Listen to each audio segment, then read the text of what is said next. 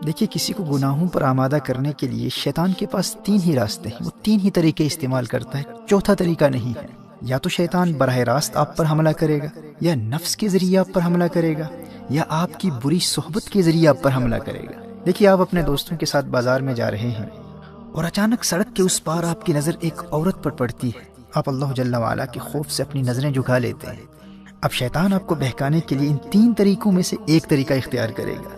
یا تو آپ پر وہ خود براہ راست حملہ کرے گا، آپ سے بار بار کہے گا کہ کوئی بات نہیں، ایک مرتبہ پھر دیکھ لے، تجھے اس کے حسن کا اندازہ ہی نہیں ہے، ایک مرتبہ دیکھ لے، دیکھ وہ تیری طرف دیکھ بھی رہی ہے۔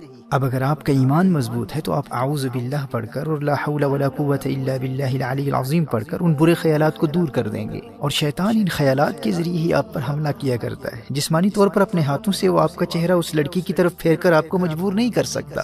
اور شیطان کا دوسرا طریقہ کیا ہے؟ شیطان آپ کے نفس کے ذریعے آپ کو بہکانے کی کوشش کرے گا، لیکن اگر آپ نے اپنے نفس کو پہلے سے ہی قابو میں رکھا ہوا ہے تو اب شیطان کے پاس ایک ہی راستہ بچتا ہے، اب وہ آپ کی بری صحبت کو استعمال کرے گا۔ آپ کے کسی روحانی طور پر کمزور دوست کو تلاش کرے گا، اسے کہے گا کہ وہ آپ کو اس گناہ کی طرف راغب کرے۔ اب اگر آپ گنہگاروں کی صحبت میں رہتے ہیں تو آپ کتنے بھی مضبوط ہوں، آپ نے شیطان کے حملے کے 2 راستوں کو بند کر دیا، لیکن یہ تیسرا راستہ کھلا ہے۔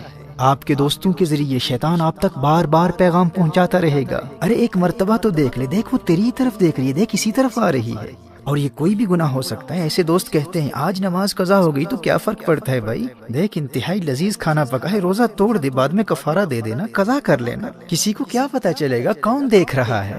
اچھا آج سگریٹ پی لے، ڈرگز لے لے، کسی کو دھوکہ دے دے، جھوٹ بول لے، غیبت کر لے۔ والدین کی ہر بات ماننا ضروری نہیں ہوتا، اب تو بڑا ہو گیا ہے، بچہ نہیں ہے۔ مجھے بھی اپنے والدین سے بہت محبت ہے، لیکن میں ان کی ہر بات تھوڑی نہ مانتا ہوں۔ اچھا آج چلتے ہیں، آج مووی دیکھ لیتے ہیں۔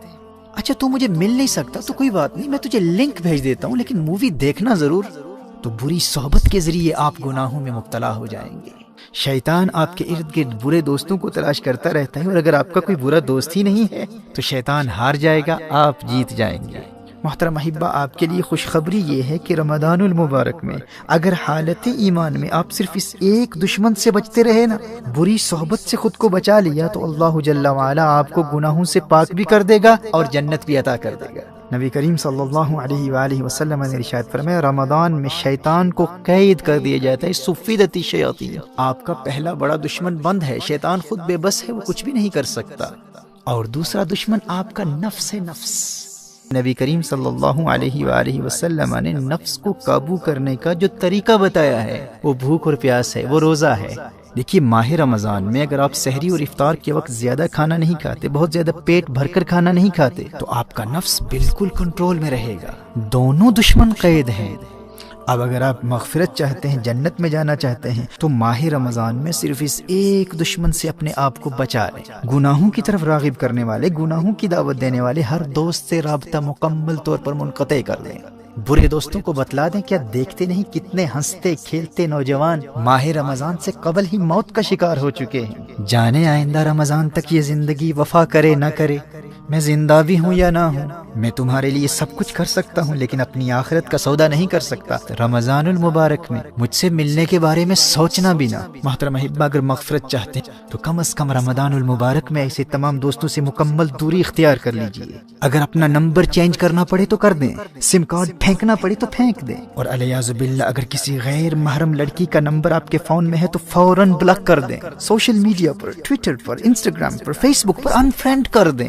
شیطان کے براہ راست حملوں کا سلسلہ بند ہے، اور بھوک اور پیاس کے ذریعے، روزے کے ذریعے نفس بھی قابو میں، بس ایک ہی راستہ کھلا ہے، وہ بری صحبت کا ہے۔ میں دعوے سے کہہ سکتا ہوں میرے دوست، اگر تو نے صرف اس ایک دشمن کا راستہ بند کر دیا تو رمضان المبارک تجھے جنتی بنا دے گا۔ شیطان کے پاس فقط 3 ہتھیار ہیں، 2 بند ہیں، ایک کو تو نے بند کرنا ہے۔ اور یاد رکھنا، دور حاضر میں بری صحبت صرف انسان ہی نہیں ہے، T V, internet, smart phones اور سوشل میڈیا کا غلط استعمال، یہ تمام بیڈ کمپنی ہے۔ اور اگر مجبوری میں اسکول کے کام کے لیے، ہوم ورک کے لیے، کالج اور یونیورسٹی کے اسائنمنٹس کے لیے، یا بزنس کے کسی کام کے لیے انٹرنیٹ کا استعمال کرنا ضروری ہے، تو اپنے پی سی کو، اپنے کمپیوٹر کو یا لیپ ٹاپ کو اپنے لیونگ روم میں استعمال کرنے کے لیے خود کو پابند کر لے کہ اگر تو فون پر بھی انٹرنیٹ کا استعمال کرے گا تو اس کمرے میں کرے گا جہاں تیرے والدین موجود ہیں، تیرے بھائی بہن موجود ہیں، تاکہ ان کی موجودگی تجھے انٹرنیٹ پر مختلف قسم کی برائی پر مشتمل شرمناک مٹیریل یا بری سائٹس پر جانے سے بچائے رکھے۔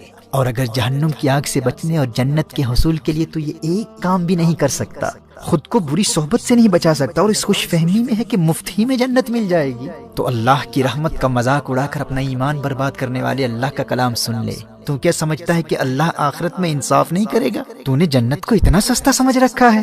اللہ قرآن میں ارشاد فرماتا ہے، ام حسب الذین اجترحوا السیئات ان نجعلهم كالذین آمنوا وعملوا الصالحات سواء محیاهم ومماتهم ساء ما يحکمون۔ سورہ جاسیہ میں ارشاد فرمایا، کیا جنہوں نے برائیوں کا ارتکاب کیا یہ سمجھتے ہیں کہ ہم انہیں ان جیسا کر دیں گے جو ایمان لائے اور اچھے کام کیے؟ یعنی جو جنت نیک لوگوں کے لیے، وہ جنت یوں ہی مفت میں بے ایمانوں اور گنہگاروں کو بھی عطا کر دے۔ فرمایا ساء ما یحکمون، کیا ہی برا حکم لگاتے ہیں۔ میرے دوست ہوش کے ناخن لے، قدر کر تو اللہ کے اس پیارے مہمان کی کہ اس نے تیرے لیے کامیابی کا راستہ کتنا آسان کر دیا ہے۔ دونوں جہانوں کی کامیابی کے لیے اس میں تو نے فقط ایک دشمن کا مقابلہ کرنا ہے، تو نے صرف بری صحبت سے بچنا ہے۔